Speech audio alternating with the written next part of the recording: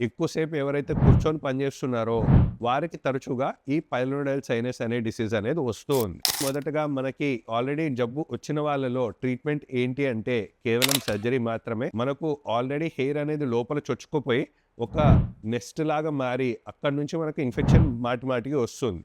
So already ఆ సొరంగం ద్వారా ఆల్రెడీ హెయిర్ ఏదైతే లోపలికి చొచ్చుకొని పోయిందో ఆ హెయిర్ అనేది తీయనంత వరకు మనకు మళ్ళీ మళ్ళీ ఇన్ఫెక్షన్స్ వచ్చే ఛాన్సెస్ ఉంటాయి కాబట్టి ఆ హెయిర్ ప్లస్ ఆ హెయిర్ ఏ సొరంగం ద్వారా పోయిందో అవన్నీ తీసేసినట్లయితేనే మళ్ళీ ఇంకొకసారి డిసీజ్ రాకుండా ఉంటుంది. ఫస్ట్ అండ్ ఫార్మోస్ట్ చేయాల్సింది హెయిర్ అనేది ఉండకుండా చూసుకోవడం.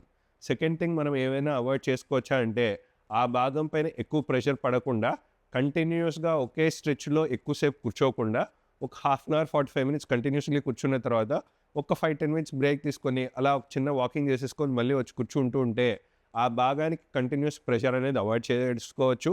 అండ్ చెమట కూడా పట్టకుండా కొంచెం గాలి ఆడినట్టు కూడా ఉంటుంది. స్కిన్ ఫ్రెజిలిటీ తగ్గించుకునేలా, స్కిన్ హెల్తీగా అయ్యేలా ఆ భాగంలో జనరల్లీ ఏదైనా స్వెట్ అబ్జార్బింగ్ పౌడర్ అంటే చెమట పట్టిన పీల్చుకునే విధంగా ఏదైనా పౌడర్ అనేది అప్లై చేసుకుంటూ ఉండాలి.